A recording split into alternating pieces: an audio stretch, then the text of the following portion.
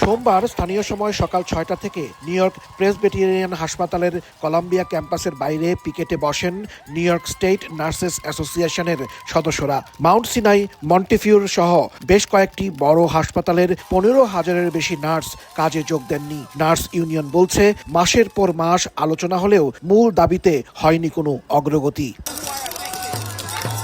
নার্সদের প্রধান দাবি রোগীর জন্য নিরাপদ স্টাফিং, নিজেদের স্বাস্থ্য বীমা রক্ষা এবং কর্মস্থলে সহিংসতা ঠেকানো। সম্প্রতি নিউ ইয়র্ক প্রেসবিটেরিয়ান হাসপাতালে গুলিবর্ষণ এবং মাউন্ট সিনাইয়ে বন্দুক হামলার আতঙ্ক নিরাপত্তা উদ্বেগ আরও বাড়িয়েছে। নার্সদের অভিযোগ, পর্যাপ্ত কর্মী না থাকায় নিয়মিত হামলার শিকার হচ্ছেন তারা। হাসপাতাল কর্তৃপক্ষ বলছে, ধর্মঘট চললেও রোগীর পরিষেবা চালু রাখা হবে। মাউন্ট সিনাই জানিয়েছে, অস্থায়ী নার্স নিয়োগ করে নিরাপদ চিকিৎসা নিশ্চিত করা হচ্ছে। নিউ ইয়র্ক প্রেসবিটেরিয়ান বলছে, তারা ন্যায্য চুক্তির জন্য আলোচনায় প্রস্তুত।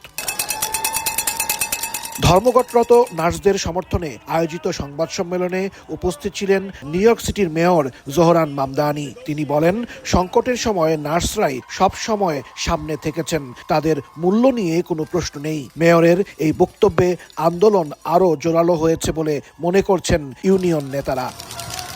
হাসানুজ্জামান সাকি, সময় সংবাদ, নিউ ইয়র্ক, যুক্তরাষ্ট্র।